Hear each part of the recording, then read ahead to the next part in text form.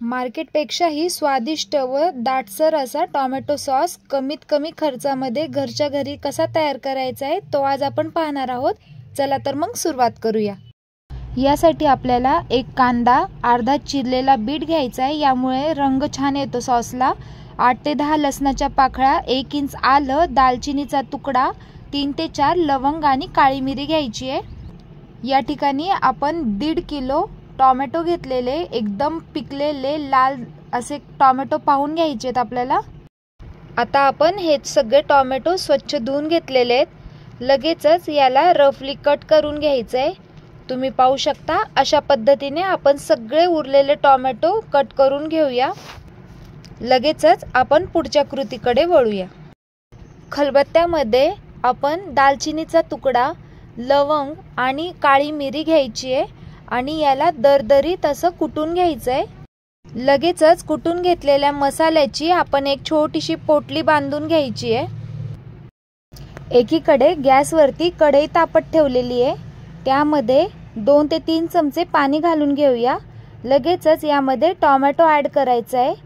यामध्ये कांदा, बीट, लसूण, अद्रक देखील टाकून घेऊया। 10 मिनिटं झालेली आहेत। तुम्ही पाहू शकता आपलं हे टोमॅटो एकदम नरम असे शिजले गेलेले। लगेचच यामध्ये आपण तयार करून घेतलेली मसाल्याची पोटली ॲड करायची आहे। यामुळे आपल्या सॉसला फ्लेवर खूप छान येतो। टोमॅटो व्यवस्थित शिजवून घ्यायचा आहे। आपला टोमॅटो व्यवस्थित शिजला गेलेला आहे। आता आपण गॅस बंद करून घेऊया। टोमॅटो व्यवस्थित थंड झाले की लगेचच एका मिक्सर जारमध्ये आपल्याला हे घालून घ्यायचं आहे आणि एकदम फाईन असं आपण हे वाटून घ्यायचं आहे। उरलेल्या सगळ्या टोमॅटोची प्युरी करून घ्यायची आहे। तर सॉस आपल्याला एका चाळणीमध्ये गाळून घ्यायचं आहे। लगेचच सॉसमध्ये चवीनुसार मीठ टाकून घ्यायचं आहे। 1 चमचा लाल तिखट टाकून घ्यायचं आहे। 300 ग्रॅम यामध्ये साखर ॲड करायची आहे। सॉस खराब होऊ नये त्यासाठी यामध्ये 1 कप विनेगर ॲड करायचं आहे। सगळे जिन्नस व्यवस्थित मिक्स करून घ्यायचे सॉसमध्ये आणि लगेचच याला एक उकळी काढून घ्यायची आपल्याला। तुम्ही पाहू शकता किती सुरेख कलर आलेला आहे आपल्या सॉसला। तुम्ही पाहू शकता एकदम घट्टसर आणि एकदम चविष्ट असा आपला हा सॉस तयार झालेला आहे। घरच्या घरी एकदम झटपट असं आपलं हे सॉस तयार झालेलं आहे।